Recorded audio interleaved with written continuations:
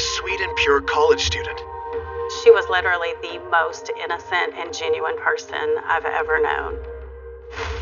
Viciously attacked in her own home. What I saw was just absolutely horrific.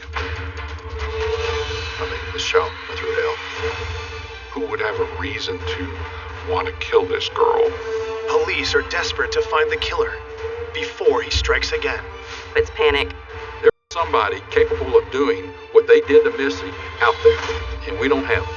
But a dark trail of evidence. He actually wound up weeping kind of in a fetal position. This is bizarre. This is strange. Leads them to a suspect This was someone hiding in plain sight. they could have never imagined. No one would have known that. Not anybody. The city of Arlington is the home of 2 professional sports teams and a major amusement park. There's something for everybody. And if you can't find something to do, then you've got a problem. But in early April 1994, this idyllic community was rocked to its core. And it started when police received a 911 call from the Holly Park apartment complex. 911, Woke up 3:30 in the morning, smelling smoke. I walk into my living room. There's so much smoke I can't see. It's panic. There's a fire. We need to get out. Residents quickly evacuate the building as firefighters arrive to battle the blaze. You're totally helpless. You just sit there and watch everything go up in flames. Still think about it. Just how close I came to dying. Firefighters track the fire to its source, an apartment on the 2nd floor. Once inside, they make a horrific discovery. Firefighters discovered a body in the bedroom. This was not just someone falling asleep in bed smoking. This was something more. Homicide investigators are quickly summoned and try to make sense of the devastating scene. I was informed of what the fire department had found and what they reported. We had a body inside of a burning home. Detective Stanton and I make entry into the apartment. The fire is out, but there's still a lot of damage. Virtually everything has got like a coating of this black, nasty soot. Fire marshals could actually smell the gasoline and were able to see pour patterns. This was an intentionally set fire. The trail of destruction leads all the way to the bed.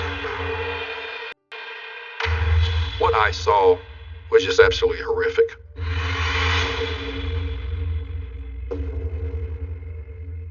I've seen bad crime scenes, and I've seen crime scenes involving people that were burned in fires.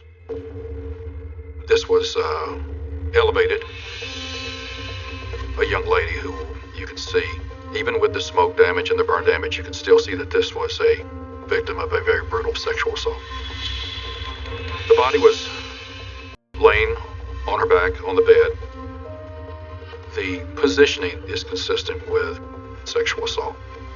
She had trauma to her face, as though she had been physically assaulted. Clearly there was a puncture mark in the middle of her chest. This child went through hell. It was like nothing I've ever seen. You know, who would do something as horrible as this?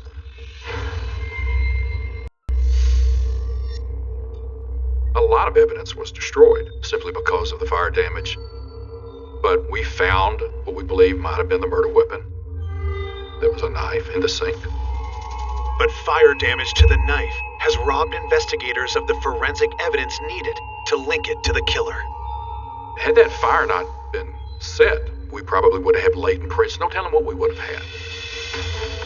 Investigators collect the knife for testing and manage to salvage some papers that survived the inferno. For detectives, the most important goal is to identify their victim. We found out that apartment was in fact leased and occupied by one occupant, identified as Missy Gruball, 19-year-old college student from Burleson. I can remember standing on the lawn, and I said, "There's Missy's car. She's not out here with us. she was not accounted for. So we had a general idea who our victim was, but that was not confirmed. This body was so distorted that they had to use a forensic odontologist to confirm Missy as the victim. Once we've identified the victim as Missy Grubaull, we talked to her family in Burleson, and it's gut-wrenching. Missy's mother was devastated. I had a daughter myself. That sort of hits home. As investigators meet with Missy's family, word of her death spreads through the small community. When I heard the news, my heart just dropped. Missy was so innocent and so pure and such an honest soul. She was so much fun, very friendly, nurturing. She would have given anything to help anybody. She was literally the most genuine person I've ever known. We were very active in church, she and I both were. Missy was very strong in her faith, very moral. She was always the person to do the right thing, always. In high school, her strength went beyond her faith. Missy was very focused. She was a very hard worker. That's how she was so successful in school. She was in the high school band. She played the French horn, and she was amazing at it. Even as a teenager, Missy had a clear vision of what she wanted and the drive to get it. She wanted to go to the University of Texas at Arlington, and she wanted to get her own apartment. But she didn't want to burden her mother financially. So Missy was working to support herself to afford to be able to go to school. But even though she wanted to stand on her own, Missy's heart stayed close to home. She probably spoke with her mom every day on the phone. Missy and her mother were very close. They were a team in life and treasured each other. You cannot describe the pain that Missy's mother went through. But I let her know, I really need you. You're going to help me find who did this to Missy, because she knew her daughter better than probably anybody. Missy's mother tells detectives what she knows of Missy's activities on the last night of her life. Well, Missy worked these late hours as a food server. She would always let her mother know that I'm home, I'm safe. On the night of Missy's murder, she'd call her mother late at night when she got home. She finished her phone call with her mom, and then dispatch getting a phone call that the apartment's on fire, establishing kind of a window as to when the actual murder would have occurred. Police determined that Missy had been killed sometime between midnight and 3:30 a.m. It's not much for detectives to go on, but when they arrive back in Arlington, they have an unexpected lead waiting. Once the victim's name had been released, one of our officers came forward and said, I took a report listing your victim. A week prior to the death, Missy Grubaull filed a police report on the guy that's staying with Missy, who stole from her, and I'm thinking that very well could be our killer. We need to find this person. We need to talk to him. We need to get him in here as soon as possible. Coming up, detectives track a dangerous suspect This individual made threats against her. and soon uncover a lead they never expected. It caught my attention immediately. Something is very suspicious here. That puts them face to face with Missy's attacker. I said, you killed Missy Grubaull. Let's start talking about this. Arlington police detectives are searching for the killer of Texas college student Missy Grubaull. They've learned that the 19-year-old co-ed filed a police report a week before her death.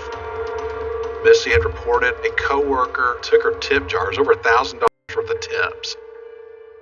Missy took the semester off in order to save more money, so all of her tip money was being hoarded so she could go back next semester to college. The police report describes how Missy named a Charles Johnson as the potential thief, and that he had been staying with her before her money disappeared. Detectives speak to Missy's friends to find out more about Charles and his relationship to Missy. Charles was a coworker and apparently was someone that she thought was a friend of hers. She socialized with coworkers, typically after work. Young people she worked with. That's her crowd. Charles Johnson at that time, we are told, was homeless. And so Missy, being the very generous individual that she is, allows him to come stay with her. In fact, she even gave him a key to her apartment. Missy was very kind-hearted, and I think that it was very easy for some people to take advantage of kind-hearted people. Talking with her friends, there was a common theme about Missy. She was not only incredibly sweet, but incredibly naive, too pure to see the bad in people. As an investigator, that scares me because I see someone who is easily victimized. Only days after Charles moved in, Missy discovers she has been paid. Missy finds out one day that about $1,000 is gone from her tip jar. Well, the only person that could have done that was Charles Johnson. Enraged, Missy confronts Charles about the theft and kicks him out of her home. Something else that was very important from everything that I learned about Missy was she will also stand up for what's right. So Missy immediately calls the police. Missy filed a police report and a theft charge warrant was issued for Charles's arrest. Here's some motive right here. This is retaliation for getting me in trouble. And so he's immediately on our radar. We want to see this guy. We want to talk to him. Problem is, we didn't know where he was at. It's hard to find somebody who was basically homeless, and we had detectives that were assigned to find him. While police search for Johnson, Missy's autopsy report comes in. It confirms investigators' belief that the fire is not what killed her. The autopsy findings demonstrated she was dead before the fire started. She should have inhaled some smoke. We should have seen some soot. We should have seen some carbon monoxide in her blood. That's not the case here at all. She had a bruise of her left eye and an injury on the brow ridge that would be consistent with being struck by a fist or another object. Injuries directed that show that the assailant wanted to feel in control and dominant. A fatal stab wound to the chest was the actual cause of death, but it went completely through her heart and damaged her left lung, and there was a massive internal bleeding. The autopsy also confirms detectives' worst suspicions. The attack was sexual in nature. She had been forcibly penetrated. This was a rape homicide by a very aggressive perpetrator. Though the fire destroyed physical evidence at the scene, the medical examiner immediately notifies detectives of a major discovery. We did a search of the body for any remnant evidence that wasn't destroyed by the fire. Semen was recovered that could be analyzed for DNA. Forensic evidence and physical evidence is great. You've got to have it. It leads you to your killer. So that semen was a forensic link to the suspect. The semen is sent for DNA analysis, hoping it will point to the killer. But detectives make a calculated decision not to make the information public. The fact that she was sexually assaulted was not public. It was not released. And the reason for that is because it's what we call guilt knowledge evidence. And it's knowledge that is only known by the person who did the crime. You never reveal that because that can lead you to that suspect to identify him. That's very powerful evidence. Other evidence is piling up too. Among the documents collected from Missy's apartment, detectives discover a treasure trove of personal letters. These were letters from someone named Ivan Villa. The nature of the letters indicated some type of relationship between this individual and Missy Grubaugh. We don't know if it was romantic or not, but some type of close personal relationship. So that's important. We needed to find out who this individual was. Detectives do a background check on Ivan, and they're alarmed by what they uncover. Ivan was a registered sex offender. And that just set the hairs on the back of my neck. Yeah, this is the sort of individual that we're looking for. Let's go find Ivan right away. Detectives investigating the rape and murder of Missy Grubaugh have found letters in the victim's apartment that reveal she was having a relationship with Ivan Villa, a young man with a dark past. He was, in fact, flagged as a sex offender. And so he immediately on our radar because we know that Missy was sexually assaulted. Detectives examined the letters between Missy and Ivan and discovered that they had a tumultuous relationship. The context of those letters looked like a conflict of two young adults trying to make something work in a relationship that is filled with confusion. The conflict centered around how far Missy would allow the relationship to go physically. Missy was very moral. It was an admirable thing in our faith to remain pure until we were married. It's something that Missy took very seriously. The letters suggest that Ivan and Missy may have come too close to crossing the line. Apparently, there might have been times where they went a little further than Missy was comfortable with. You could tell that she was upset about that. Missy's friends knew that she was not one to back down under pressure. If she felt like she was being taken advantage of, then she would stand up for herself, and I admired that about her so much. Bottom line is, we need to bring Ivan in. We need to talk to him because he was, in fact, in some level of a relationship with Missy at the time of her death. 2 days after Missy's murder, detectives bring Ivan in for an interview. He claims that he and Missy were working through their issues in a kind and loving way. Ivan told me that he cared for Missy, and he wanted a relationship with her. He certainly did want to have that relationship go a step further, but Missy was convicted to her beliefs and to her faith. They were also battling with the fact that he had this crime over his head. Ivan tells detectives he was home alone asleep the night Missy was murdered.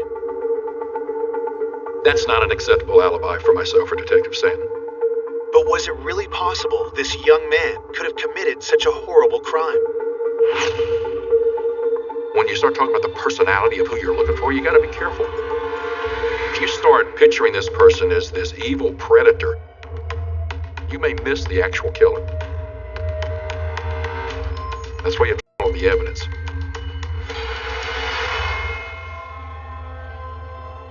The fact that we had semen from the crime scene means we have forensic evidence that would either connect him or exclude him. Detectives ask Ivan to provide DNA samples. But until those test results are revealed, detectives do not have grounds to hold Ivan in custody. In 1994, those tests usually took anywhere from 4 to 6 weeks.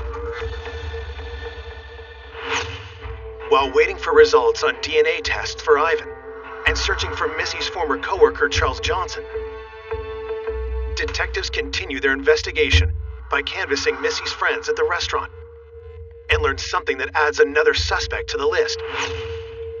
Although this time, this suspect could be at the very top. The name Jeffrey Smith came up. Her work associates told us that Jeffrey Smith was an employee there who Missy reported and got him in trouble at work.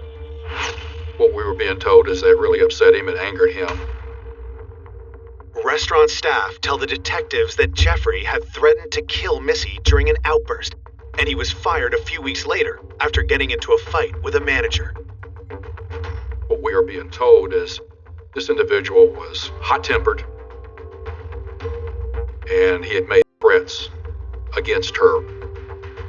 So we're putting all of this together and thinking, yeah, we really need to talk to this guy. But who could imagine a coworker committing such a horrendous crime? Detectives speak with another employee at the restaurant who knows Jeffrey well. His girlfriend, Kristen, agreed to come in to speak with Detective Stanton and I. Visibly nervous, Kristen paints a troubling picture of her boyfriend.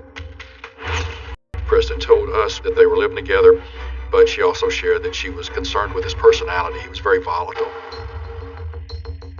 She was afraid of him, and she did not feel safe being there with him. She was going to move out and move back with her parents in Denton. But it wasn't just fear for what Jeffrey might do that was causing Kristen to leave him. It was a fear of what he'd already done. What Kristen wanted us to know, and she was very open about it, was she she actually suspected that Jeff was involved in the murder of Missy. Detectives investigating the murder of 19-year-old Missy Gruba are interviewing Kristen Waller, a young woman who believes her boyfriend, Jeffrey Smith, could be the killer. She just basically said, "This is what my belief is." So I asked why. How did she formulate that? Kristen told us the night of Missy's murder, Jeff did not come to the apartment, and he didn't come back all night. So she didn't know where he was at. She also knew the conflict between her and him. So she's putting all this together, and she actually believed that Jeff was with Missy on that night and that he committed this crime. Kristen gives detectives the phone number for where Jeff is staying. A background check shows the 22-year-old has no criminal history, but detectives are still suspicious. We know that he had made some threats against Missy, and his whereabouts are unknown on the night of her death, so we needed to talk to him. I called Jeff Smith after speaking with Kristen, and he actually was cooperative and agreed to come to the police department. In the interview room, detectives are struck by Jeff's demeanor. Jeff Smith was smiling and nonchalant, just really not taking the entire situation that serious. I asked him, "What was your relationship like with Missy Gruba?" His story was she was infatuated with him. And as a matter of fact, her infatuation is what created the problems and the conflict between him and Kristen. Kristen's telling us, "No, I'm moving out because the guy scares me to death." Jeff also has a conflicting account of his alibi. He gave us this excuse that he was with Kristen. We already had information that he was not. When detectives suggest Jeff is lying to them about his alibi, he laughs them off. I've seen this type of personality before. He's narcissistic, he's cocky, he's arrogant.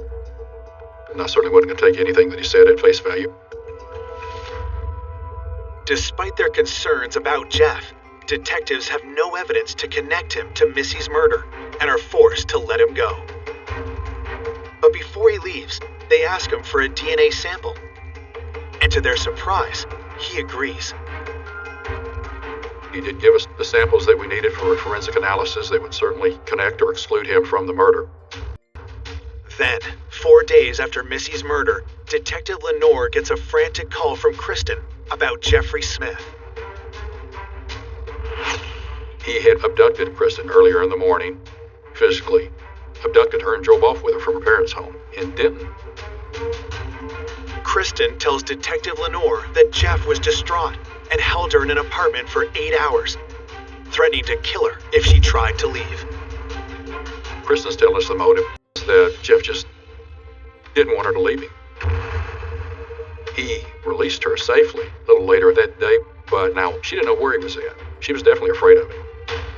She'd contacted the Denton Police Department and ended up getting a warrant for his arrest for kidnapping. He became a fugitive. You've got this guy who is a loose cannon, and there was a level of urgency to find him. We put out a national broadcast along with that warrant that he is also a suspect in a murder investigation. With Kristen safely at her parents' house and police in several states searching for Jeff, detectives in Arlington find their murder investigation in a holding pattern. As far as Jeff Smith, we do have his hair, his blood, and his saliva for DNA that would certainly connect or exclude him from the murder. DNA testing is still underway, but days later, investigators do get an important update from the lab. They were able to type the blood from the semen, and they knew they were looking for someone with a certain type of blood. Jeff did not match the blood type from the semen. In addition to Jeffrey Smith, Ivan Villa is also ruled out because of his blood type, leaving Charles Johnson as the only active suspect for Missy's murder. And Charles is still at large.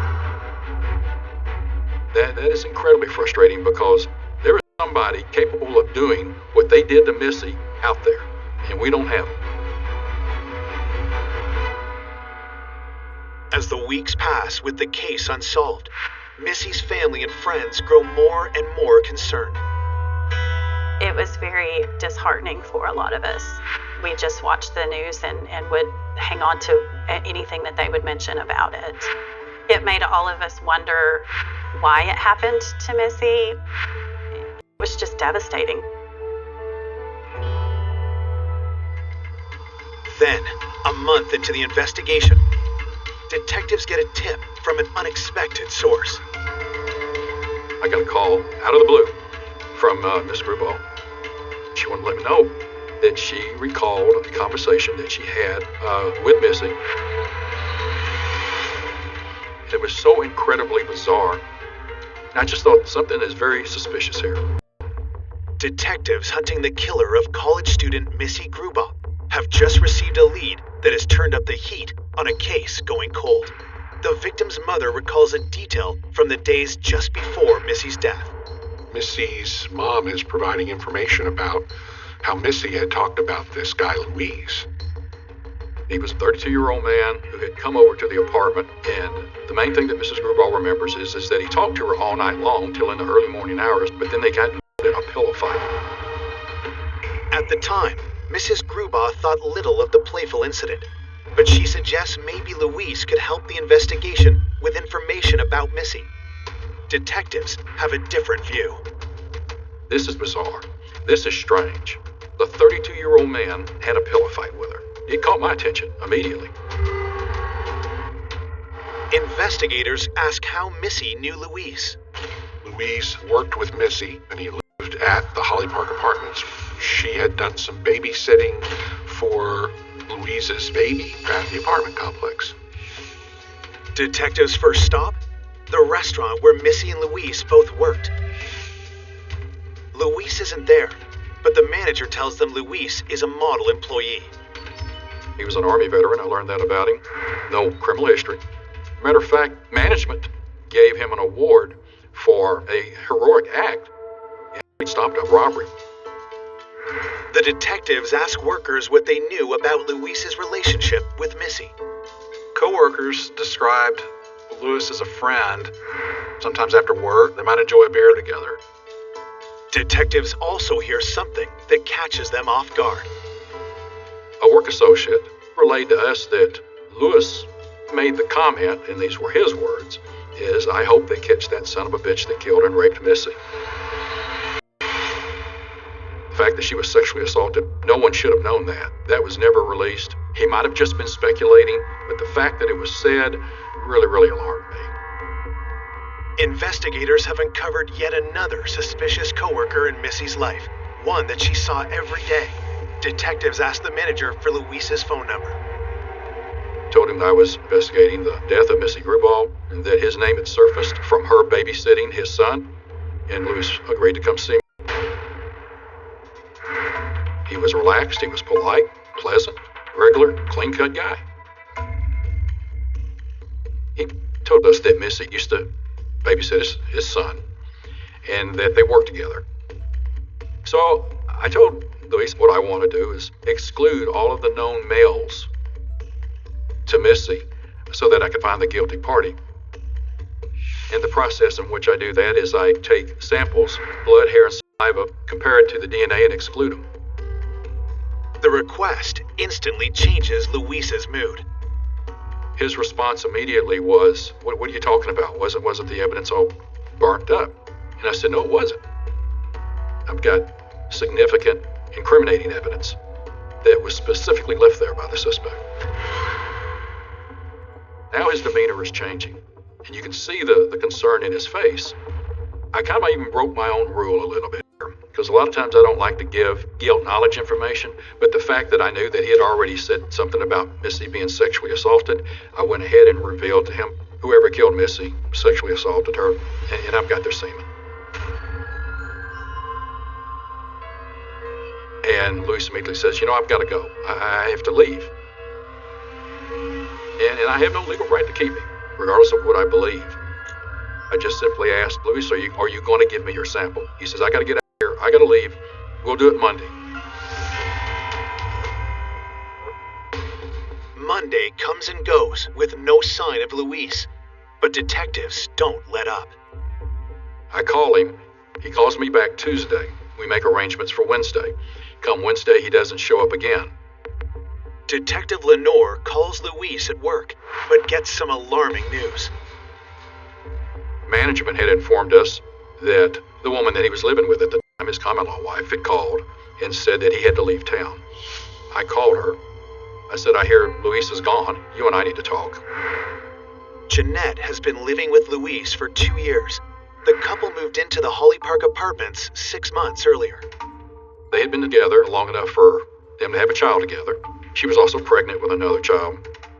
But what's interesting is on the Monday that Luis was going to meet with me, which was about 3 days earlier, they got married. They got legally married. Well, in Texas, a wife cannot testify against her husband. I mean, those are my thoughts that are going on. I kind of kept that to myself and said, okay, that's interesting. Jeanette knew Missy as a sweet girl who used to babysit her son and had been shocked to hear about her murder. And so I asked if she recalls what occurred on the night of Missy's murder. She said Luis had gotten off work about 10:30 or 11 and informed her that he was going to have drinks with some friends. Then he came in close to midnight. And then she heard him leave. 2 hours later, Jeanette hears Luis return. She hears him come into the apartment and takes a shower and then leaves again. And then she hears him come back again. She notices that he's coughing and he smells of smoke. His story to her is that he was out jogging and he noticed that there was an apartment on fire. And so he went in there and that he saw this individual on a bed and he said it was Missy. And he tried to do mouth to mouth, he said, but he couldn't do it. And he was overcome by smoke and that he had to leave and he came back. That's it, end of story. They just go to bed. Nobody calls 911. Nobody does anything. They go to sleep. I mean, the story is so bizarre, but she didn't question him. And I don't think she ever really saw it for what it was until she actually sat down and starts telling me.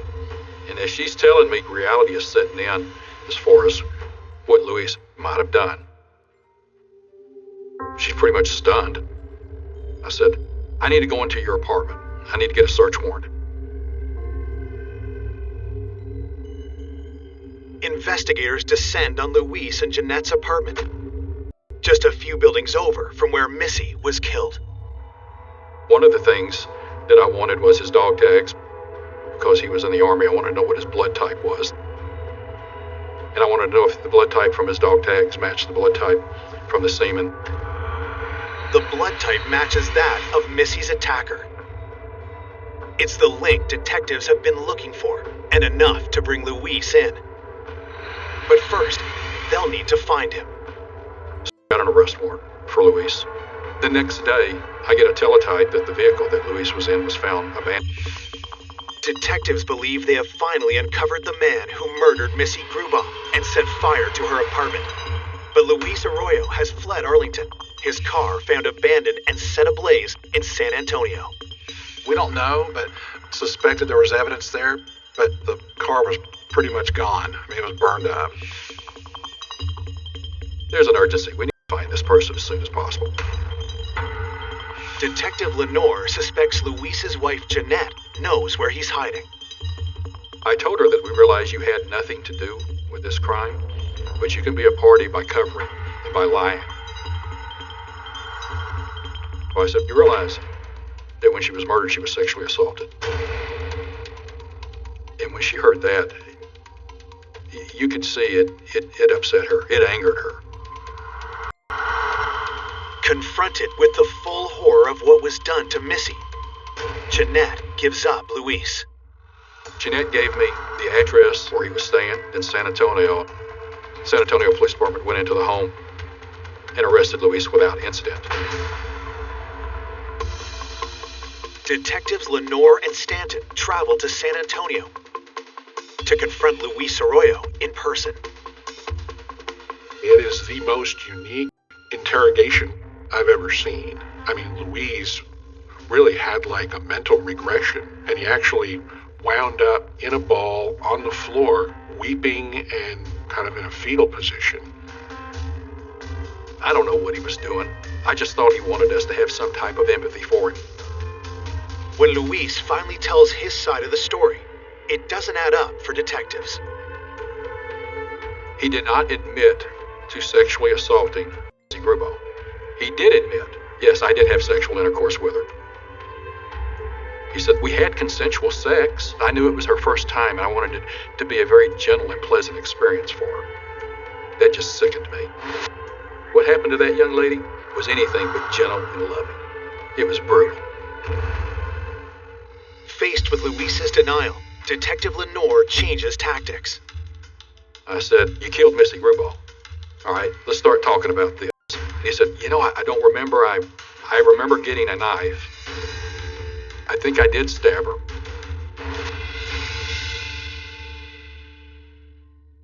Detectives are stunned. Is this the confession they've been waiting for? I'm not going to call it a confession, because my definition of a confession is someone who says, this is what I did and I did everything that you have evidence that they committed. Luis gave a statement with several admissions that included guilt knowledge information. Luis did not admit to setting the fire, but he recalls that there was a fire set. He gave us all of this incriminating information that clearly said it was him.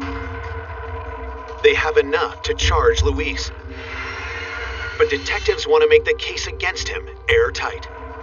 Detective Stan and I got an evidentiary search warrant and collected his blood, his hair, and saliva sample. He was, in fact, matched to the DNA from the sexual assault kit.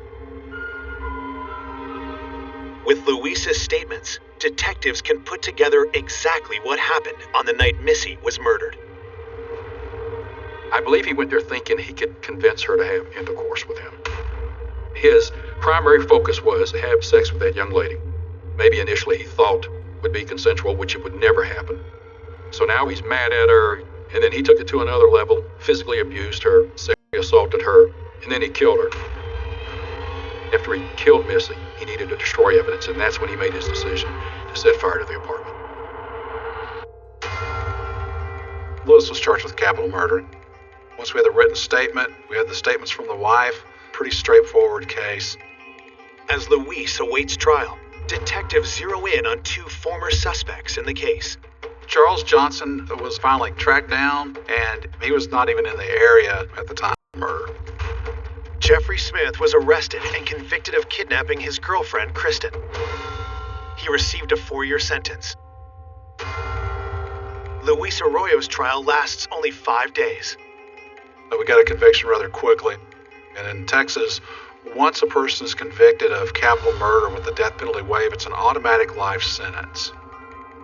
Although detectives have found their killer, the win is bittersweet. He being in prison will never take away the pain, the horrific torture that child was put through. And him being in prison will never heal the wounds that the family has. They never recover. You can't bring Missy back. You just do what you got to do and make sure people pay for the crimes they commit. Missy's mother is in a state of permanent grief. Received a call. Dawn Walker had gone missing. She'd never gone missing before. This was an extraordinary absence. The neighbours told of hearing screams and banging. Dawn seemed scared of something. She told her daughter, I feel like something bad is going to happen to me. She was an inveterate liar. Everything was a fabrication. And the whole picture became clear. Somebody who was totally intent on protecting himself. The truth was actually worse. It was chilling.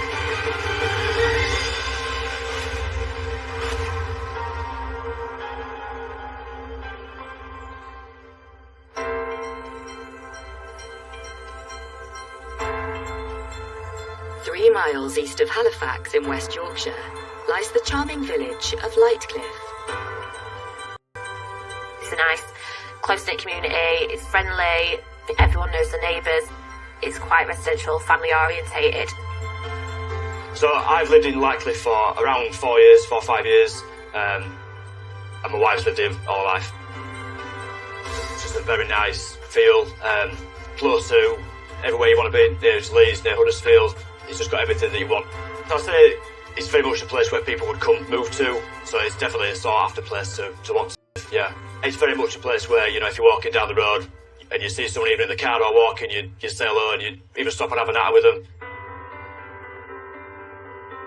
It is Lightcliffe, where Dawn Walker and Thomas Nutt decide to settle down together. Dawn and Thomas met in 2019 and formed a very strong relationship. Dawn Walker, aged 52, was the mother of 3 children. He was a little bit younger than she was. Thomas, aged 45, was a scrap metal dealer, a very friendly chap when he dealt with persons in the street or neighbours or anything of that nature. He was one of the boys, we'll say. I understand that he and Dawn had met through Facebook. They moved in together and were living in the current house for about 2 years. They had a pretty stable, happy-go-lucky relationship, and they were going to be married. Thomas and Dawn had been together for 3 years, and then they married on the 27th of October. Dawn and Thomas got married in Brighouse, and they had a party in a local pub that evening. And in fact, it was a happy affair with about 20 people present. And they were in good spirits. They had planned the next day to go to Skegness. There was a plan to go on honeymoon after the marriage, and the arrangement was they would go in the caravan which Thomas owned.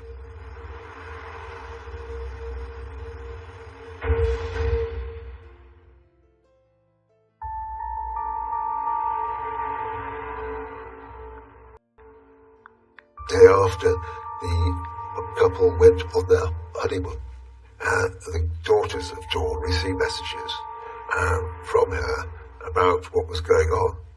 They were having a good time. Dawn mentions to her daughter that she'd like to get together when she gets back from her honeymoon. Arrangements were made for her to meet her when they returned home and to go shopping together in Wilco's in Brighouse. Despite Dawn's cheery message to her daughters, Thomas divulges that he and his new bride had had a difference of opinion. During the honeymoon, Thomas messaged a neighbour saying that him and Dawn had a disagreement about when to return home. He claimed he wanted to return home for Halloween for her grandson, and she was not happy, and he also texted a neighbour to say that he had to please the wife. After their 4-day honeymoon, the couple arrived back in Lightcliffe on the morning of the 31st of October. It was on Halloween morning that Thomas was in his garden putting up Halloween decorations, which even included police tape. Thomas is going to town on the Halloween decorations when a neighbour asks after Dawn. It was then that Thomas told the neighbour that Dawn had not turned up to meet her daughter in Brighouse. Dawn was due to meet up with one of her daughters and her grandson, and she didn't turn up. And this was highly unusual for her, because she loved her grandson and she loved her daughter. The neighbour had joked, "Where have you buried her, Tomo?" And Thomas began to cry and became emotional at the question, despite it clearly being a joke. Thomas then admits that despite having just returned from a happy honeymoon, Dawn had left the house a few hours earlier, and he'd not seen her since, prompting the neighbour to rally the community. A search was put in hand as a result of the concerns over Dawn's absence, and this was done by neighbours and friends of Thomas. When the search fails to locate Dawn, Thomas alerts the police to her uncharacteristic disappearance. The police received a call from Thomas Nutt at 12:30, reporting his newly wedded wife, Dawn Walker, had gone missing from the family home. So police received that report and assessed it as high risk. 4 days after the wedding, Dawn was declared missing. Despite the fact that Dawn has only been reported missing for a few hours, police are concerned for her safety and try to determine if there's an explanation for her absence. Dawn is a mother of 3 and a grandmother of 1. We know from the information from her daughters that she was a very kind, selfless person, and was only 5 foot tall and very slight build. And she was a mother, she was a sister, she was an aunt, and she was a friend. She would do anything for anyone. With fears for Dawn's well-being growing, a police officer is sent to Dawn and Thomas's home. The officer went round on the 31st of October. We know that they expedited to the address to get as much information as possible. Despite having arranged to speak with Thomas, when the officer arrives, there appears to be nobody home. Then a few minutes later, Thomas appears. Thomas Nutt told the officer that he'd actually been to the shop. The police officer noted that Thomas Nutt was sweating at the time. Thomas explains he'd nipped out and, realising the time, had rushed home to meet the police officer. And that was one of the reasons why Thomas said he was sweating, because he was running. When the police officer carried out the initial inquiry with Thomas Nutt, he spent over an hour with him. Thomas told the police officer that his wife, Dawn, was a little bit agitated because of her mental condition. A concerned Thomas discloses to the police officer that he believes that Dawn had been failing to take medication. He was concerned because he said that Dawn suffered from bipolar and depression. When the police officer leaves, Thomas calls upon a neighbour to help him resume the search for Dawn. They go to a graveyard where the couple would often walk. He had taken a neighbour with him to look for Dawn at a cemetery, and he had said he was glad that he had taken this neighbour with him in case people thought he had killed Dawn. Meanwhile, friends and neighbours continue to search for Dawn closer to home and come across an unexpected discovery.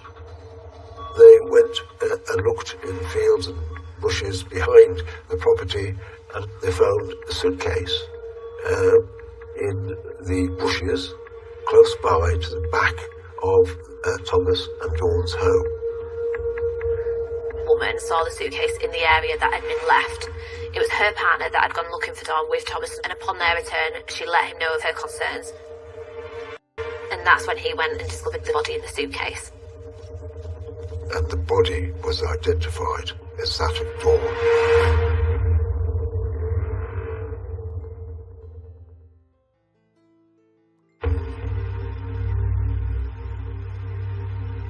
Lightcliffe, West Yorkshire. 4 days after her wedding to Thomas Nutt, locals have been searching for his missing bride, Dawn Walker. And the search ended with the discovery of a suitcase in the bushes, and that suitcase contained a body. And the body was eventually identified as that of Dawn. Halloween, I mean, at first you think it's a joke, and then the more people talk about it, and then when it did come about that, you know, there was a body there, that's when you just think, wow, it's really serious sort of stuff, you know.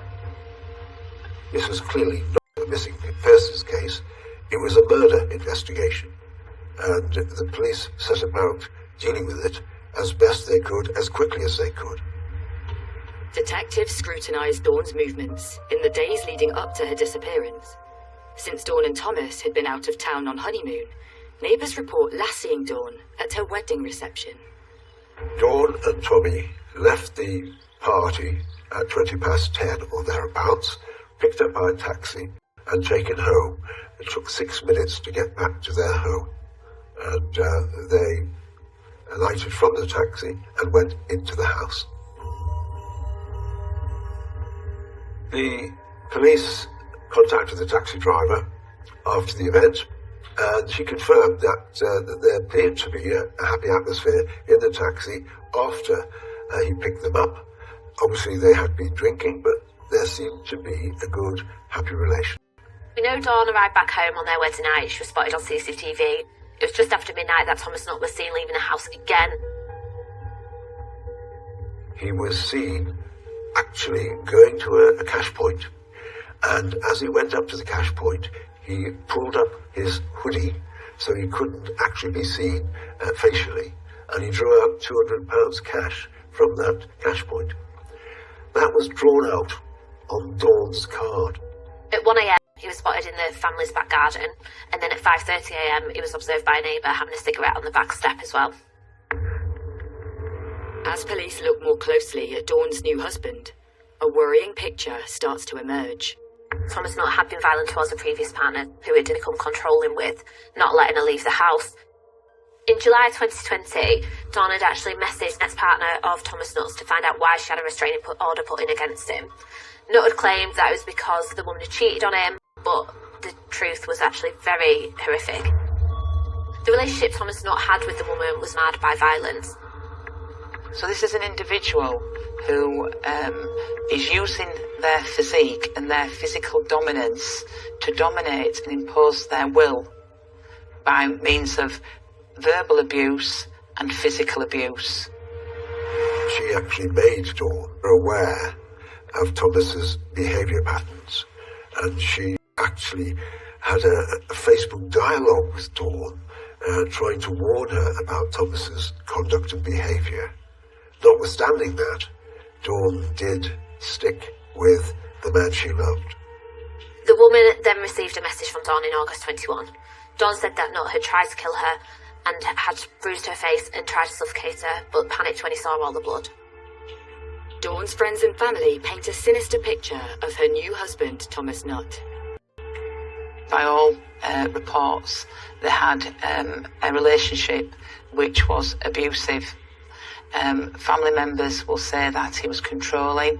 We know that the family were isolated from Dawn, and that Nutt led Dawn to believe that he was the only person that she needed, her protector, her husband, and that she did not need any other relationships. That is completely the modus operandi of a domestic violence perpetrator. As a result of the investigations made by the police, it became clear that Thomas Nutt was a very possessive man, and he was very, very jealous of Dawn, and he controlled her.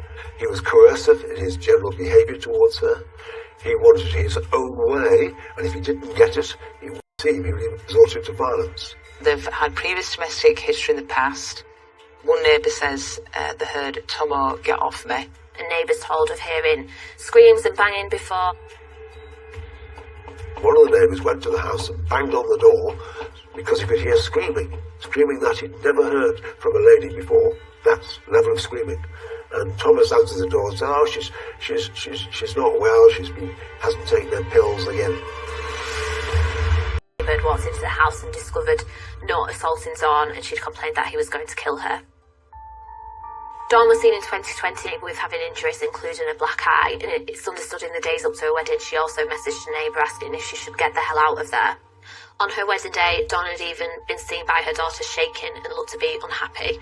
She told her, "I feel like something bad is going to happen." On what was supposed to be her happiest day of her life, Dawn seemed scared of something. Her daughter told her that she was just being paranoid, but she again repeated, "I feel something bad is going to happen to me." The two then left things as they were and continued to prepare for the day. Police systems tell us that there has been reports of domestic violence. Only 12 months ago, Dawn Walker took the courageous step in reporting Nutt for domestic abuse towards her. We know that this led to the police and Crown Prosecution Service not only charging Nutt but also remanding Nutt. Usually when somebody is remanded in custody, they pose a threat to other people. So that was a real courageous step that Dawn took, and she wouldn't have taken it lightly, but she suffered months and months of abuse prior to that. Dawn reported Thomas to the police because he beat her up, and she was badly injured facially, and she alleged that he treated her badly sexually. We know Dawn urged police to drop the charges because Dawn did not want to prosecute, and there wasn't enough independent evidence. The case was discontinued. But we don't know if there was any contact between Nutt and Dawn during the period he was incarcerated. But we do know she felt compelled to withdraw those charges. Eventually, when he was released, he then moved in back with her, and she continued to happily or unhappily live with him. Because Dawn was in a controlling and coercive relationship, he was then able to wiggle his way into the house and the home and her heart again. In an unexpected turn of events, detectives are contacted by Thomas Nutt's brief. It's during this time that officers received a call from a solicitor who had said that a man called Thomas Nutt was going to hand himself into the police station. He handed himself in to police at Halifax Police Station on the afternoon of the 31st of October, having previously, only hours earlier, reported Dawn missing. Thomas decided, with some reluctance it would seem, to go to the police station and to give an account of what had happened.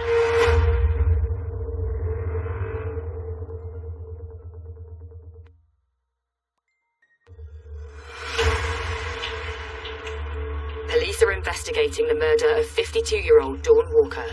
They have discovered that her new husband, Thomas Nutt, has a history of domestic abuse. In a surprise move, he has handed himself in to police, keen to give his account of how events unfolded when they returned from their honeymoon.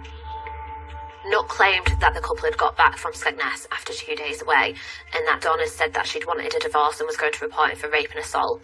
He's saying that she threatened to report him again to police, which then caused him to react. Thomas said that Dawn attacked him, and he had to defend himself from her, and he struck out to defend himself and also to stop her screaming and making threats, etc. Thomas said that he did not intend to cause any harm, but Dawn became aggressive, and that she attacked him, scratched his face with the long nails. Nutt claimed that he then hit Dawn in the face and put his arm around her neck, and she went limp. He claimed her death was accidental. He did admit that he had been involved in violence upon Dawn and was responsible for her death, but it wasn't intentional. It was, as he suggested, accidental. That's what he was pushing forward to the police.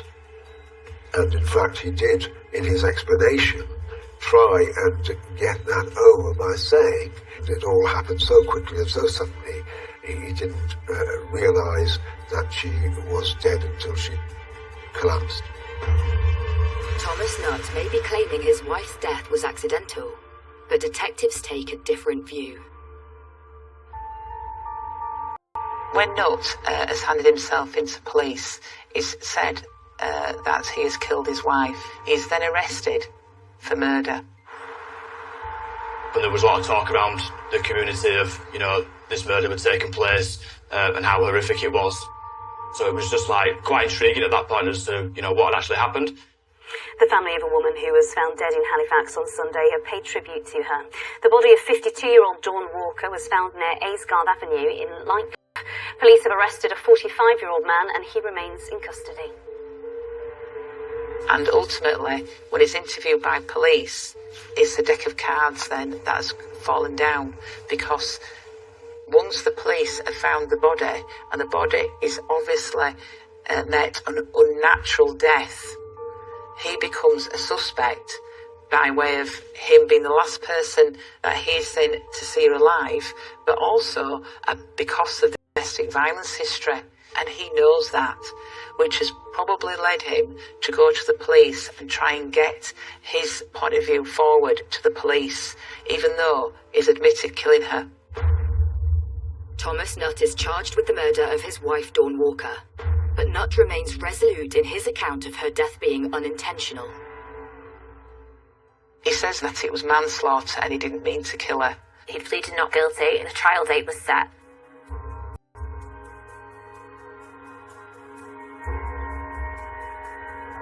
Thomas admitted manslaughter, that he didn't intend to cause her serious bodily harm, and that although he used force upon her, there was no intent to kill. And that was why the prosecution quite properly said, no, we're not prepared to accept that plea to manslaughter, but went ahead with the trial on the charge of murder. Thomas maintained that he only reacted to Dawn when she lost her temper, she attacked him, and he had to restrain her. And that is why he was prepared to maintain a plea to manslaughter. Nutt's defence that Dawn was attacking him is immediately put under doubt when he walks into the courtroom. Nutt is an imposing physical person, and we know that Dawn was only 5 foot tall and very slight build. So this is an individual who enjoys and likes to impose his dominance over women. And he was never going to argue that she overpowered him or she threatened him because of the difference in stature. He says that he didn't mean to kill her, but he would say the size of the man to cause physical injury to her and then to apply such pressure on her throat to kill her that there would be an intent to murder. Nutt's attitude in the dock does little to endear him to the jury. During the trial, Nutt seemed disinterested, which, given the gravity and detail of the horrific crime, is disgraceful. He appears cool, calm and collected, and you think, how can a person do this? Appear in the dock, know they're facing a life sentence, and just act so nonchalant about it.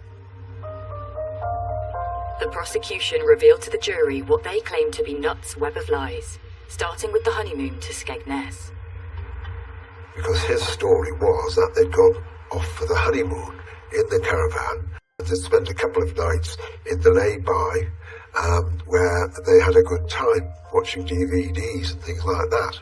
The police obviously took very thorough steps to investigate everything that Thomas said. And one of the things that raised a big question mark was whether Dawn had actually gone to Skegness. The morning after the wedding, Thomas had been outside the house when a passerby stopped to chat. A neighbour asked about Dawn because Thomas was up quite early, and he said, oh, she's in bed with a hangover. She's had too much to drink last night. But the prosecution suggests that Dawn Walker was not a big drinker and had consumed little alcohol at her wedding reception the previous night. Neighbours have noticed things in the family home and the area that weren't quite right in terms of the curtains remaining closed at the house, washing remaining on the line. Dawn would always leave the curtains open or take the washing in before they went out. The evidence from neighbours was that Dawn was the early wake-up person. She got up early, she got up and did things around the house, but on that occasion, she didn't. The prosecution highlight a further anomaly on the return from the honeymoon. When Thomas Nutt got back, acquiring the assistance of a neighbour to help him park up the caravan, which was an activity that Dawn would usually do. Even before Thomas Nutt had reported a missing, neighbours and noted things that weren't quite right. The jury hears how police had scrutinised ANPR cameras along the route the couple would have taken to Skegness.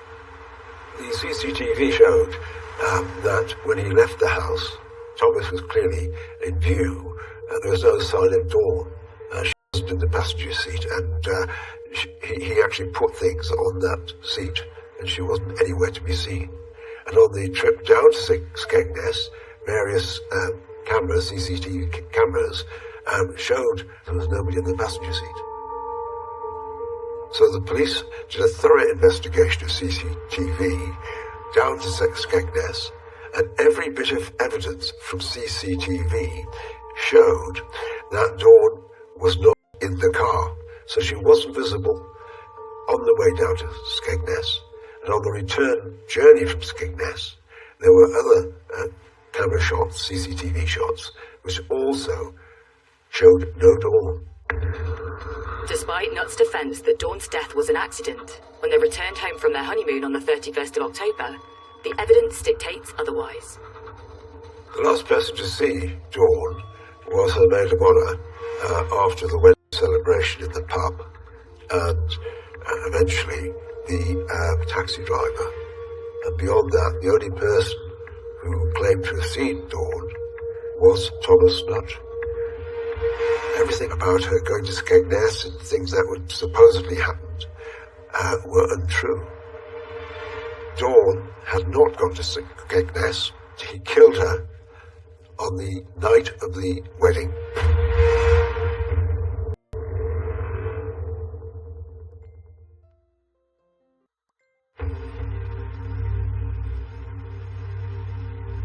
Thomas Nutt is standing trial, accused of the murder of his new wife, Dawn Walker. The prosecution are claiming that he killed her on their wedding night. We know Dawn was last seen on CCTV of showing her and Thomas Nutt arriving home after their wedding. This was just after midnight, and she could be seen on the CCTV getting out of a taxi and arriving home. So we knew she'd arrived home, but she was not seen again after that. But Thomas Nutt maintains that he and Dawn enjoyed their honeymoon together, and that while away, Dawn was even messaging her daughters.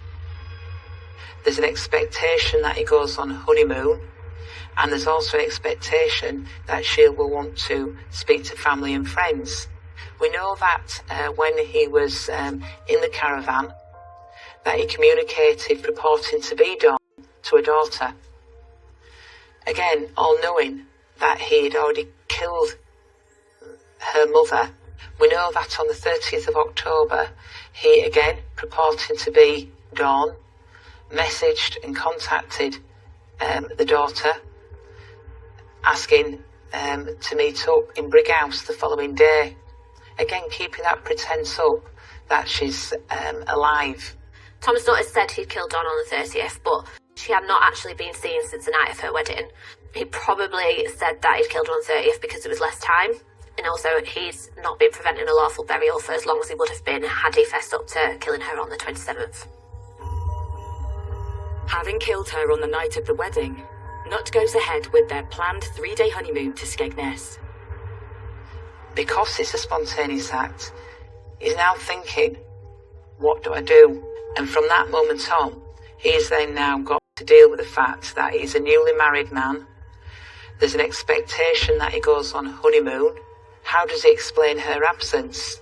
And indeed, if he has to speak to the police and undergo scrutiny, how will that bear out? What will he say? All the while, he is having to react and think on the spot, which is why I believe he went to the caravan in Skegness to give himself some thinking time. But instead of parking up in a caravan park, Nutt took the safer option of an isolated lay-by. I believe the motive for that is it's better to take to a lay-by than a concentrated campsite where there's more people going to sort of find out that actually she wasn't with you.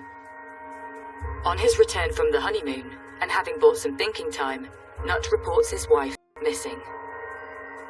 It's understood that when he reported her missing, Dawn's body was still in the house. He says that he put her in a cupboard in the kitchen. Bodies decompose according to the temperature in the environment that they're left, and also what they're left in, whether it's, if it's in mud, grass, where you've got animals, that can then obviously affect the body. But what we believe is that Dawn was in the house, so she was protected from the elements. The evidence clearly pointed to the fact that the body of Dawn had been hid in a cupboard until Thomas came back from Skegness. And it was only following his return, when the issues of her going missing became apparent, that he perhaps panicked and he decided to hide the body.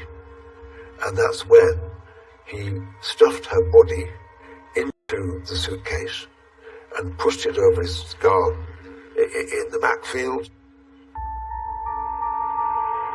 But the most damning evidence yet is CCTV retrieved from Thomas and Dawn's own home on the day he reported her missing. The CCTV was obtained, which showed Nutt taking a heavy object, believed to be a suitcase with wheels. We now believe that had Dawn's put it inside and dragging the suitcase out of the back garden. Nutt is an imposing character and is an imposing frame.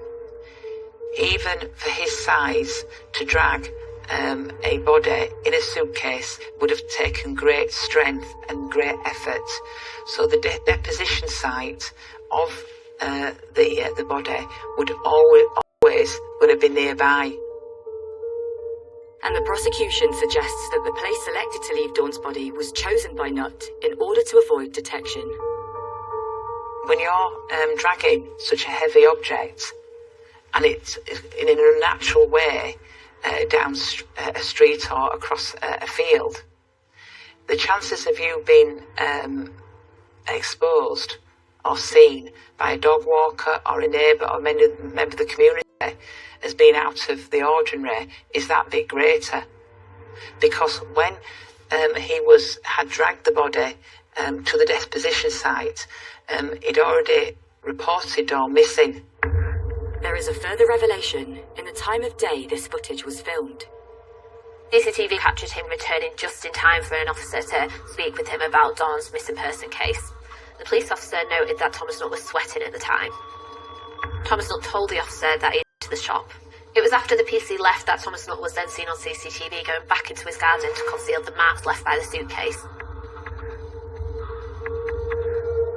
It was broad daylight that Thomas Nutt decided to move Dawn's body and put it in an area behind the couple's home.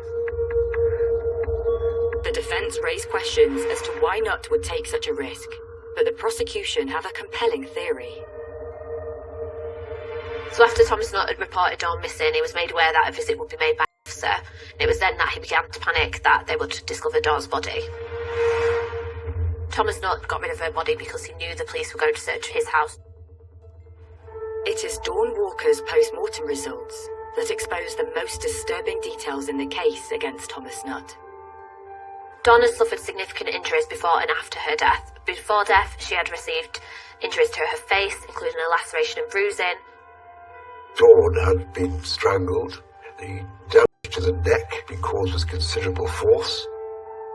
After her death, she'd received injuries to her ribs, including fractures and breaks, which was significant as they suggested that she had been put into the suitcase after her death. She was a 5-foot lady, and he broke her legs to get her into that suitcase, which showed a complete disrespect for his wife, who he murdered or killed, as he would say, accidentally.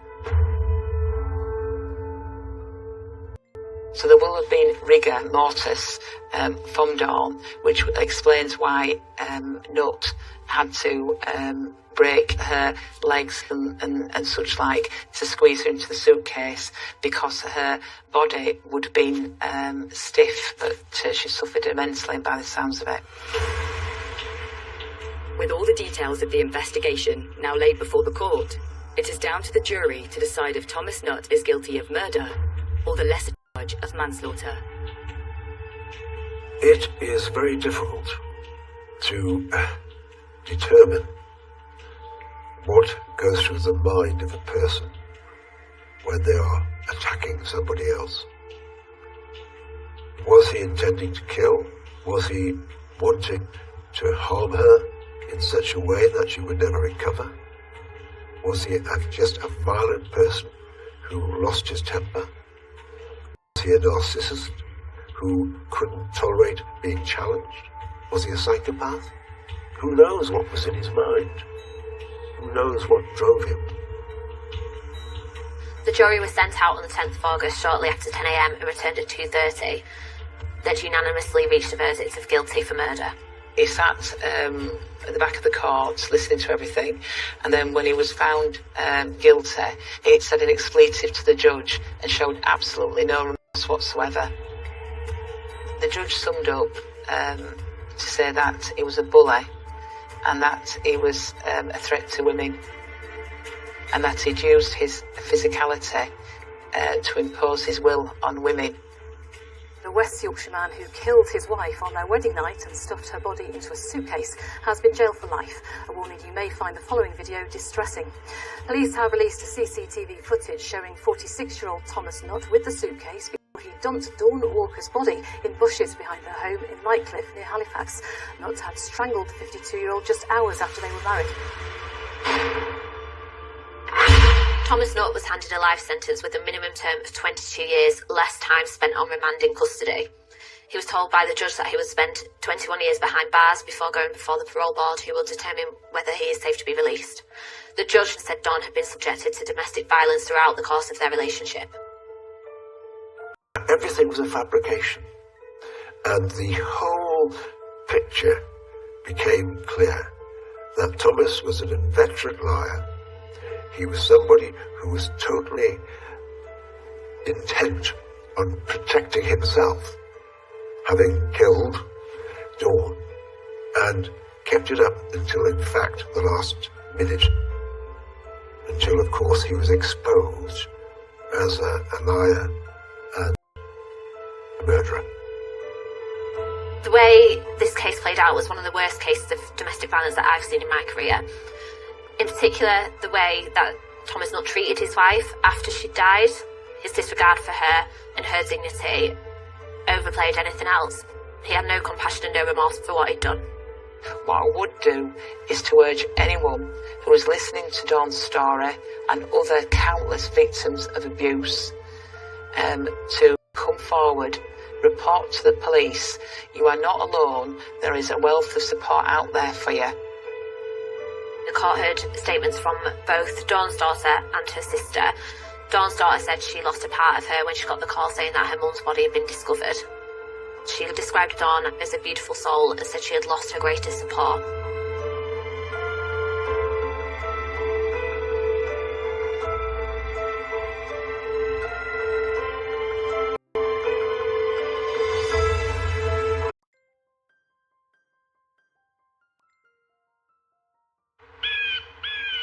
It's a little embarrassing telling this story, but I had discovered as a 13-year-old kid how to masturbate in the tub one day. Thought it was the greatest thing. Had no clue. Was so excited. I was like, oh, I should tell my friends. And I was so innocent, I didn't have a clue. I remember shortly after learning from my bishop how wrong they said masturbation was and everything. You're just this innocent child, and the next thing you know, they're teaching you that if you look at something and you have a feeling, that's the same as committing adultery, and committing adultery is the next sin to murder. I started to feel like that I had committed the sin next to murder, and I felt like it was all my fault. This is a story about fractured faith. Mormon families in southern Utah are flocking to a high-profile therapist. People don't understand that they can actually heal their pain. She made it look like only the best got to have her therapy. With an unconventional approach to healing. There wasn't any aspect of the human condition that she couldn't pathologize and turn it into an addiction. Someone could be addicted to having sex with a lamppost. Like, what the heck is going on here? When a high-profile vlogger enters the picture. How do you mother 6 children? Well, Ruby Frankie will show you how. If you cut one more thing in my house, I'm going to cut its head off. An unexpected alliance takes shape. There was financial attraction. There was emotional attraction. She was sleeping literally in the same bed as her client. And a call to 911. This boy has he's been detained. Unravels their bizarre beliefs. I don't have a really hard time understanding that children can be full of evil. What the heck is going on in the LDS faith? Everything you're sharing to me just sounds like a horror movie.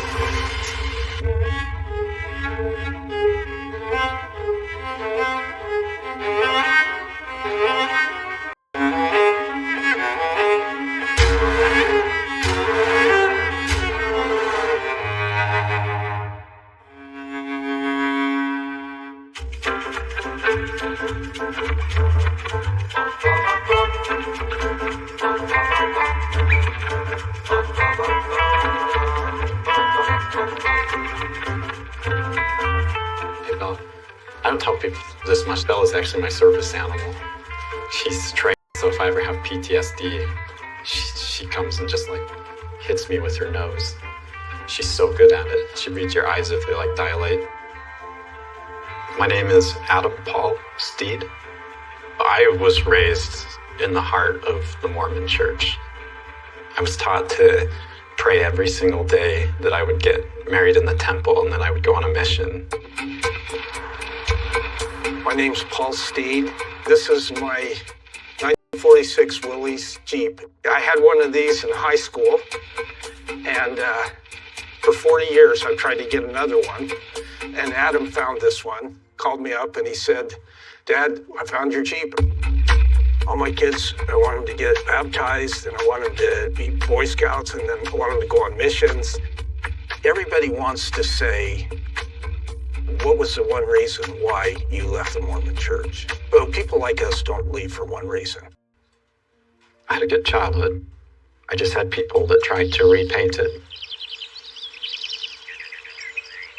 There's this camp called Camp Little Lemhi. It's kind of the Idaho-Wyoming border area. And I hate that place. Like now, it's just everything good about it's gone. It's a terrible place for me. The Boy Scouts of America is inextricably woven into the Mormon experience. As early as 1913, the LDS Church outsourced its boys and young men's program to the Boy Scouts of America until 2020. When Adam was growing up, to be a Mormon boy was to be a Boy Scout. But for Adam, the Scouts would have a major impact on his life, and not in a good way.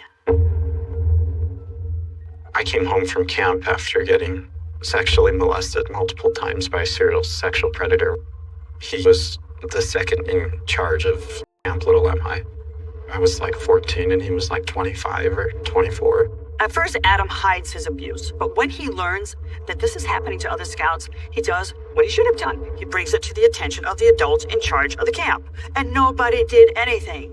And so Adam took it upon himself to call the police, and his Boy Scout leader did get arrested. But after years of lingering frustration with the Boy Scouts hierarchy and the reporting process, Adam takes it one step further. When I was 23, I decided to sue Boy Scouts of America, and eventually we had a settlement. I'm at BYU. I met this girl. She was cute and she had this cool voice, and she always presented herself very, very, very well. We fell in love, and suddenly she was just like, "I feel like you're the right person to marry." I wanted to marry her. I just felt like nobody would give me a clean slate and look at me like a normal person. The thing about his wife is that Adam is embarrassing to her and her family. They're high up in the church, and back then, if you attacked the Boy Scouts of America, it was like attacking the Mormon Church. They were concerned about the optics of this new union. It was generated that my wife and I needed to go to therapy with the scouting settlement money. It would be immoral if we didn't take therapy, because then it's like we're stealing money that should be for that. So the bishop calls us and tells us, "I want you to go to a very special counselor. Her name's Jody Hildebrandt." I am sure you're here because you have a desire to heal, a desire to have joy in your life and connection in your relationships. Jody Hildebrandt is a superstar therapist in the Mormon community in southern Utah. Her organization, Connections, comes highly recommended by the hierarchy of the Latter-day Saints Church. It seems like a good match, but Jody's approach to therapy would have an unexpected impact on Adam's life. My name is Laura Mathias, and I am the co-host of the Hidden True Crime podcast. I've reported all throughout Idaho and Utah, and I can tell you that the secrecy and what is hidden in southern Utah blew my mind. Jody Hildebrandt was born to a very large LDS family. Her childhood was tough living. Put your shoulder to the wheel and make it your own way. You're a Hildebrandt. I remember as a teenager and young adult feeling so overwhelmed with pain. Her father was a colonel in the Air Force. Her mother was very distant. According to her, she was sexually abused by relatives on multiple occasions. At the same time, she becomes a beauty queen. She's performing and she's singing and she has this beautiful voice. And so, I don't know, sort of some contradictions that I'm seeing. She got married, had a couple kids, and about the same time her marriage explodes, she goes to graduate school at the University of Utah to study educational psychology. I encountered Jodi Hildebrandt at several trainings. She was working as a social worker. Jodi was very attention-seeking, a little bit of challenging the presenter, which kind of sends the message that the real expert would be Jodi. She went to work for LDS Family Services, which was the Mormon Church's official therapist group. LDS Family Services is supposed to be a safe list. So if somebody goes to their bishop and says, I need a referral, they're supposed to suggest a therapist that is officially on this list. She made tons of jokes. She pointed out funny things about the way guys see the world and women see the world and had everybody laughing. And she made it look and feel like only the best of the best got to have her therapy.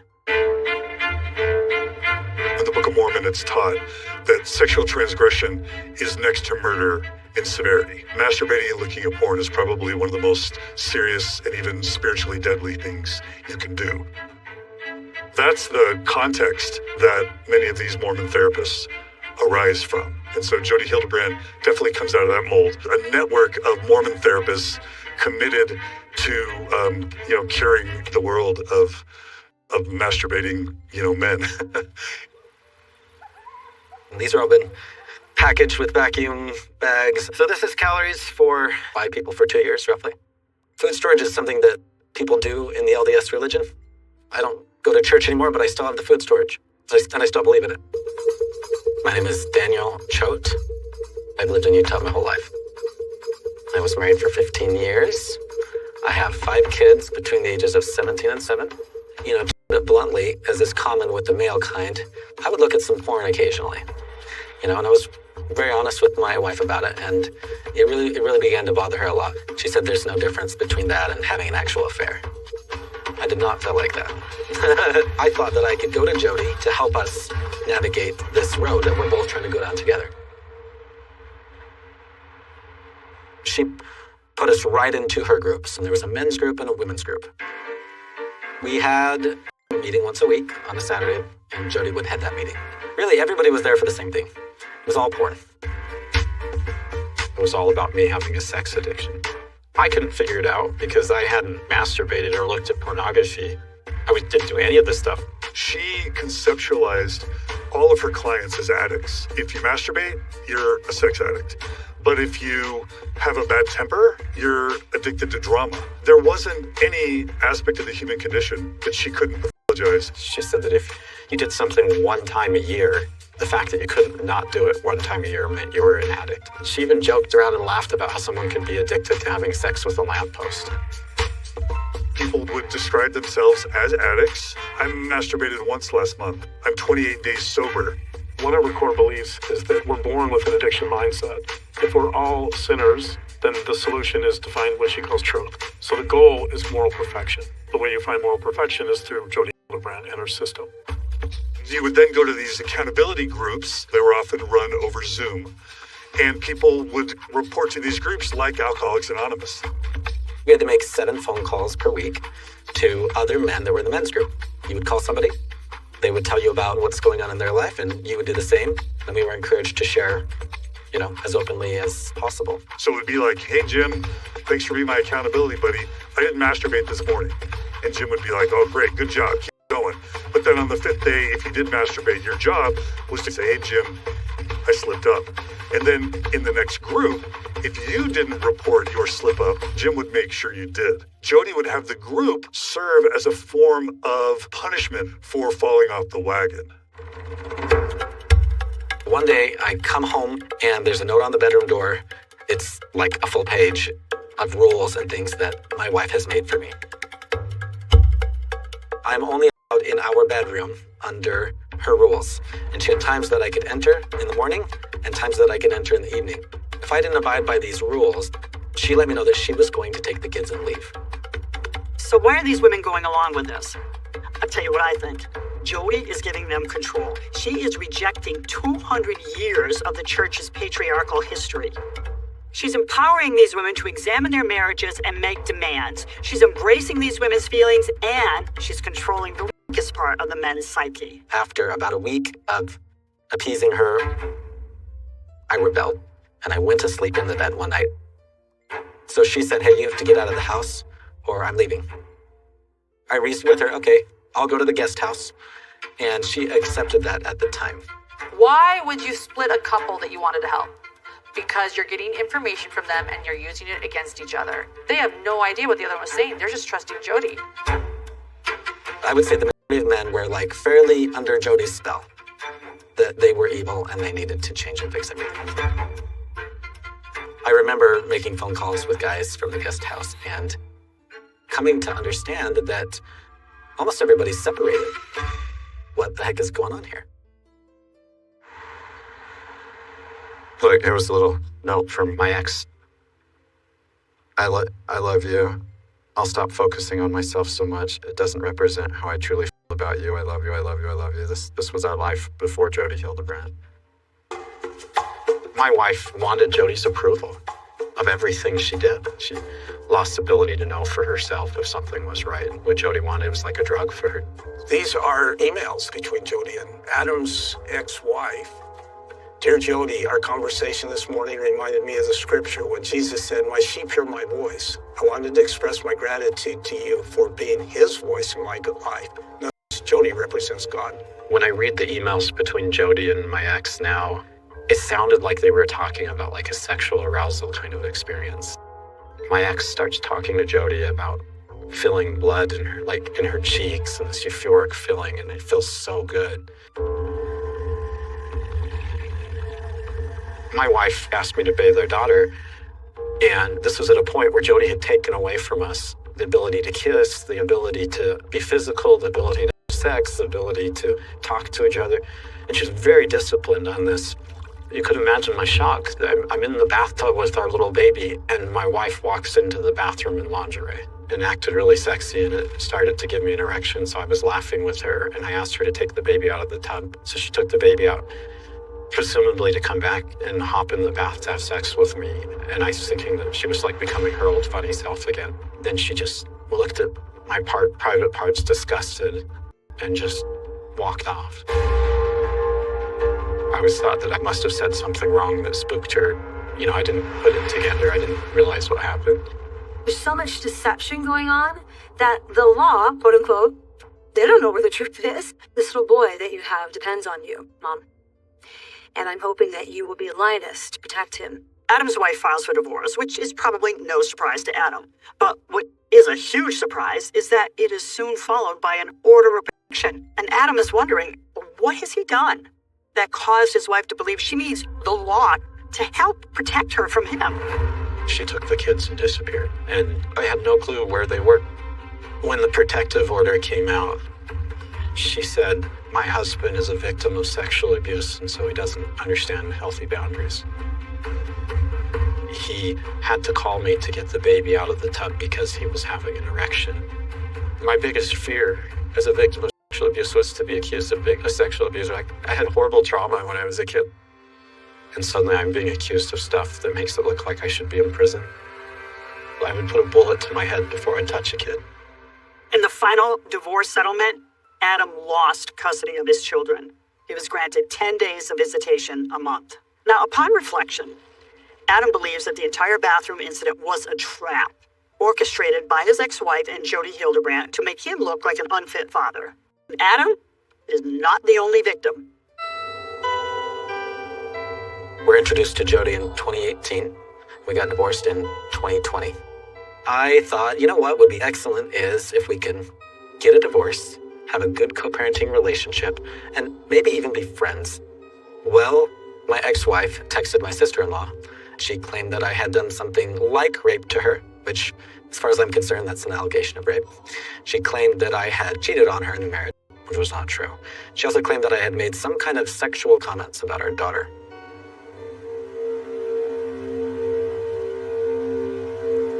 I would never hurt my daughter. So what's going on here?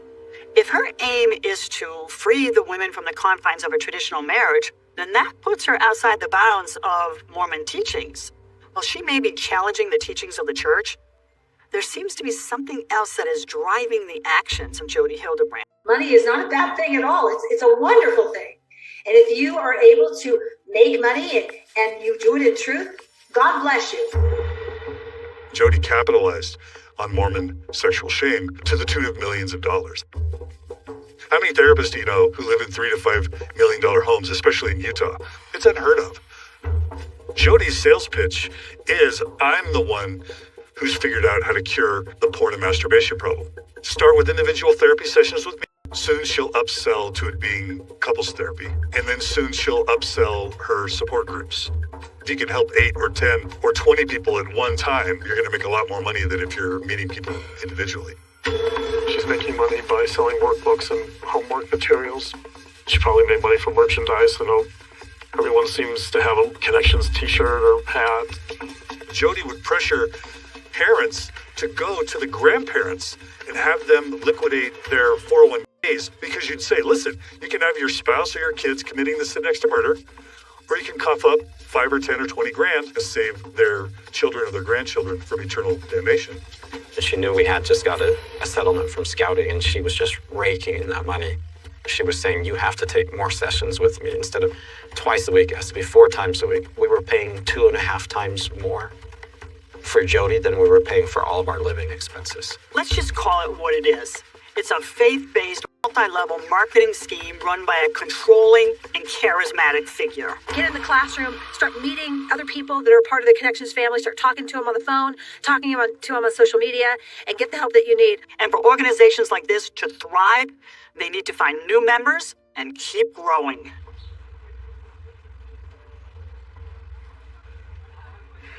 So you're all like, what? I have your attention now? Is that it? You're all gonna listen? Ruby Franke was this powerful mom influencer and had millions and millions of followers on YouTube. Let me tell you about Ruby Franke. Ruby was raised a devout Mormon in Utah. She was a high achiever who strove to be the ideal Mormon mother.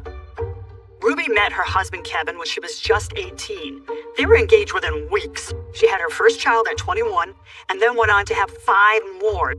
She started a Mormon Mommy YouTube channel where she would share with the world her adventures as a parent. It's named 8 Passengers because it's her and her husband Kevin and then their 6 children.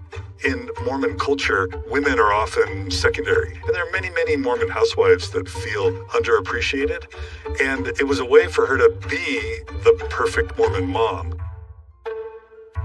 8 Passengers followed their entire family on daily vlogs. How do you mother 6 children? Well, Ruby Franke will show you how. One of the most concerning things that I see with this growing trend of family bloggers is that, like reality TV, you need drama to attract viewers, and more often than not, that drama will include the children. If you cut one more thing in my house, I'm going to take the scissors, look at me, and I'm going to cut its head off.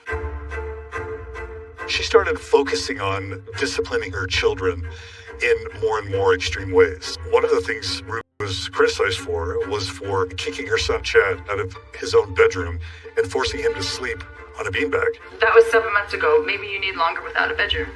You see a trend of a child getting hurt or discipline that is actually quite shocking. Eve is responsible for making her lunches in the morning, and she actually told me she did. Hopefully nobody gives her food and nobody steps in and gives her a lunch.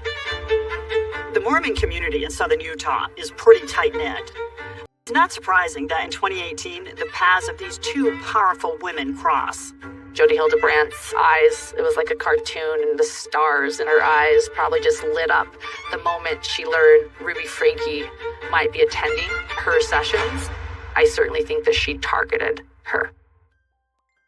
Phone call yesterday with my therapist, and she taught me about truth and distortion. Mom probably talks about Jodi all the time. I've mentioned Jodi a few times. She has a podcast called Connections with an X. Ruby and Jodi met because Ruby and Kevin were actually seeking therapy for their oldest son. Jodi Hildebrandt was recommended. As soon as Jodi Hildebrandt discovers that she's working with a family that has 2 million subscribers, I am sure she sees dollar signs, she sees opportunity. It seemed to transition to Ruby getting therapy. Jody always had a larger interest in communicating with the parents more than with the actual patient. Her theory was, if you want to help your child, you have to help yourself first. At first, Kevin was part of this therapy, like let's do couples therapy, and then all of a sudden it seemed to transition to Ruby becoming kind of a mini Jody, the Robin to Jody's Batman. We've seen this dynamic before, where Jody causes and then exploits friction in a marriage and then forges a bond with the wife. But in the case of Ruby Franke, the dynamic is different, because Jody Hildebrandt is now dealing with someone whose star power is much bigger than her own. Ruby Franke emerges back online, no longer with her husband, but with Jody Hildebrandt, her therapist, with a channel called Moms of Truth. You will no longer be manipulated or deceived by yourself or by others. Right? Ruby becomes then not just a patient of Jody's, a mental fitness trainer under Jody, and it's absolutely bizarre. You're gonna go, oh yeah, I do that, or you're gonna say, oh, my spouse does that. That's what I'm gonna say. So in 2021, Jody actually moves in with Ruby and Kevin Franke. The moment she showed up in my house, just the weirdest crap started happening. Lights turning on and off, like sounds like footprints going up walls and across the ceiling, and like Jody starts seeing some shadowy figures or visiting her at night or after her. Jody then starts asking Kevin Franke to help her perform exorcisms. It was weird, and I hated it. And I don't have any way to explain it other than there's some crazy going on.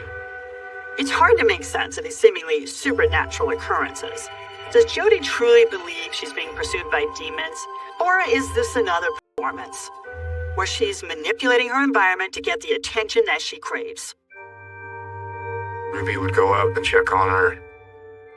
It started like every 4 hours at night, and then it moved to every hour at night, and then at some point Ruby said, you know what, I'm just going to start sleeping in there. That's kind of weird, but okay. And that was that. They started sleeping in the same bed. Sorry, I was just enjoying that. And Jody, take over. She's mesmerized by what I'm saying. There was financial attraction, there was emotional attraction, there was psychological attraction. She was sleeping literally in the same bed as her client. Was Jody literally fighting with her own demons and preaching against sexual misconduct and yet being constantly tormented as a closeted lesbian? Now I'm speculating there, but all those dots seem to line up. Now look, whether they're in a sexual relationship or not, what is clear is that these two powerful women are feeding off each other's energy. Eventually, Ruby and her younger children leave their family home and move in with Jody.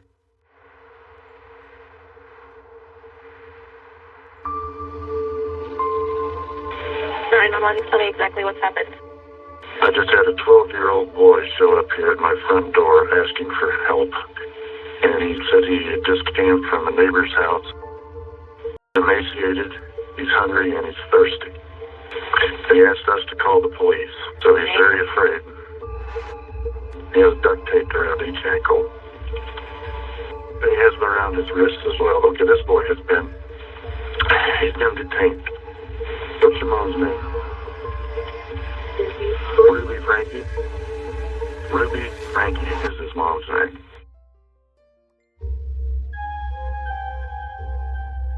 What's happened to him is his fault. They're coming to you as quick as they can, okay? Okay. Jody Hildebrandt is up there right now. Okay. She's a bad lady. I didn't realize how bad.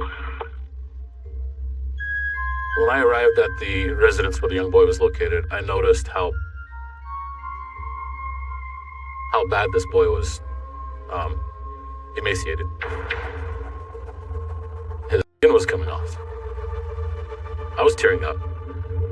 It hurt to see a young boy with wounds like that done to him. Like he was looking at me like he was in trouble. How did you get the ropes on you? Who did them? He told me that his mother and Jody Hildebrandt did this to him. I just couldn't imagine what he could have done for this to happen to him. officers, open up!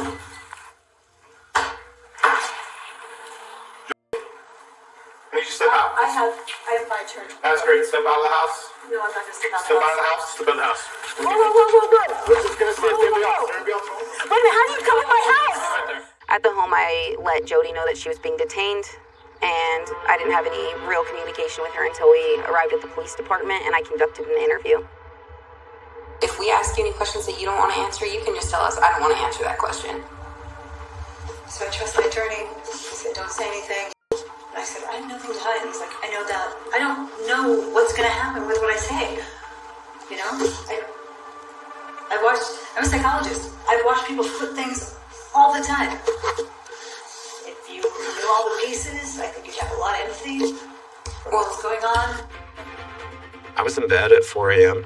I just woke up randomly. I checked the news. I read about Ruby Franke and the child abuse and the family blogger and the therapist. And when I thought it was Jody, I almost fell out of bed. I had avoided talking about this whole part of my life like the plague. My story's always been here. We've always had the evidence. Nobody's had the energy to find the truth. What would you say to Jody? Burn in hell. We're just here to talk to you about kind of a few things involving your kids. So first, do you live down here, or? I was just trying to build a rapport, get to know her, and she just stared and was giving these long blinks like she was in a trance. It was very different, odd, not normal behavior. Would you feel more comfortable talking to one of us? Or do you want me to step out for you? Or if you feel more comfortable talking to him, I can step out. I'll wait till I have a lawyer. That's where the interview ended. Kevin Frank arrived at the Santa Clara Evans Police Department looking for his children. A 12 to 13-year-old boy was knocking on doors in the neighborhood asking for food and water, that he was severely emaciated, that he had... What is emaciated? Skinny, scrawny, malnutrition, not enough food, not enough water to sustain life. So he had... I'm sorry, what? He didn't have knowledge of the state that they were currently in. He had not seen his kids in over a year. I've been in a separation. From who? From my wife and family because of my own addictions with pornography. Jody saw the need for me to get help. Frankly, I agree. This space has been exactly what I need. I feel bad for Kevin. He's not going to talk like this 5 years from now. He's just fresh in it, fresh in the cult. Everything you're sharing to me just sounds like a made-up story. It sounds like a horror movie. We conducted the search of the over 9,000 square foot home. At that time, we didn't know the extent of the child abuse, but then once we searched the home, we found journals written by Ruby Franke. So this Ruby's diary, July 11, 2023, long before she's arrested. Big day for evil. R, or I should say his demon, stays in the shade. I push R into the sun. I come back with a cactus poker when I poke his back to get his attention. R doesn't even flinch.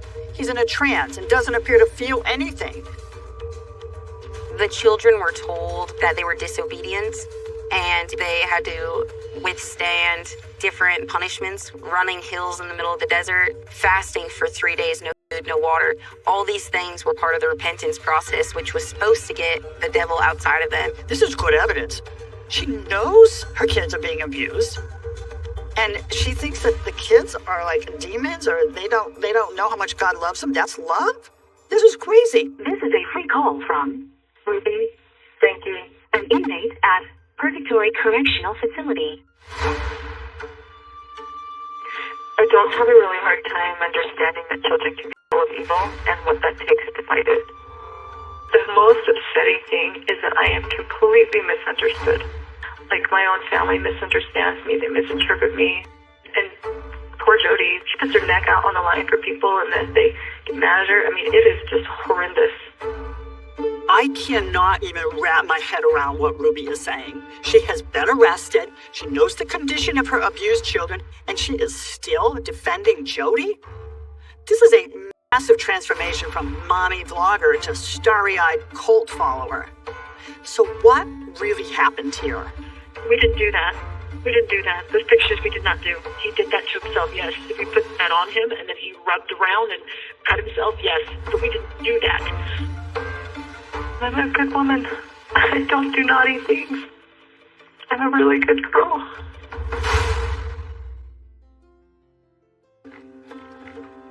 This has been the strangest and the most miraculous intervention.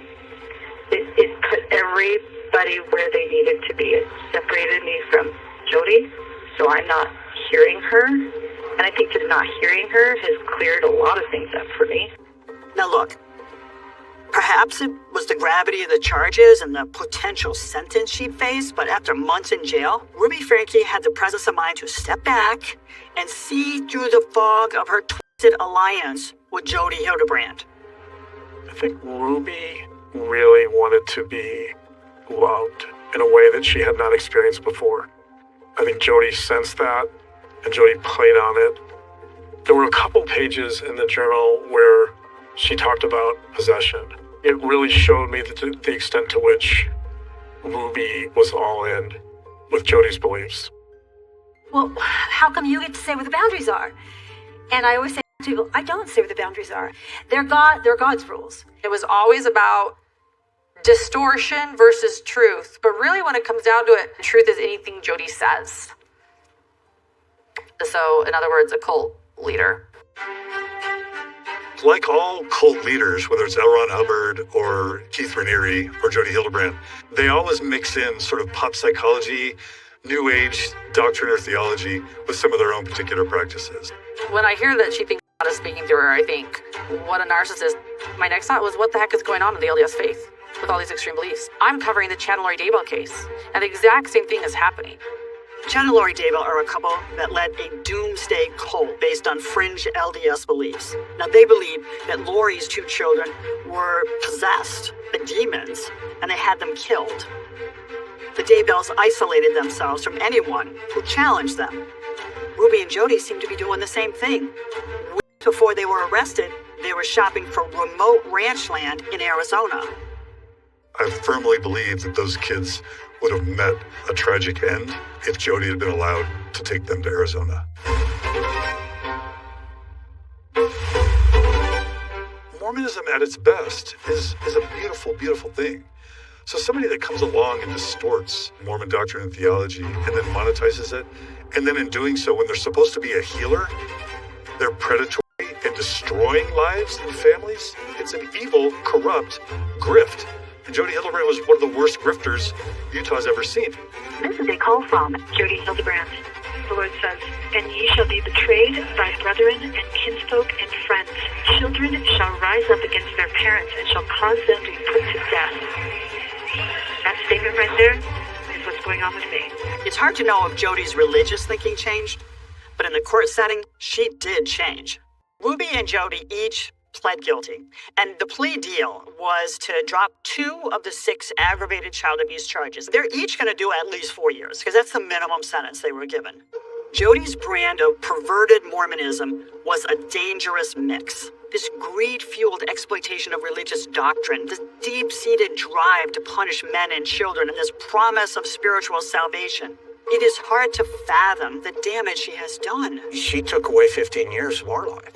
We're just one little story in her massive wake of destruction. How's Adam today? Adam's good.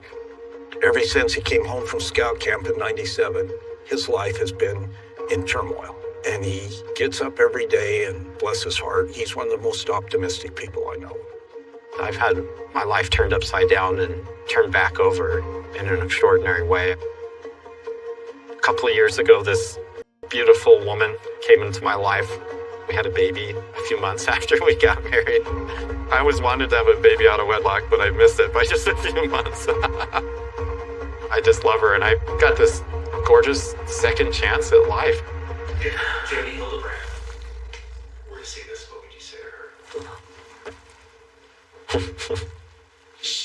I'd probably say you got done up, Jody.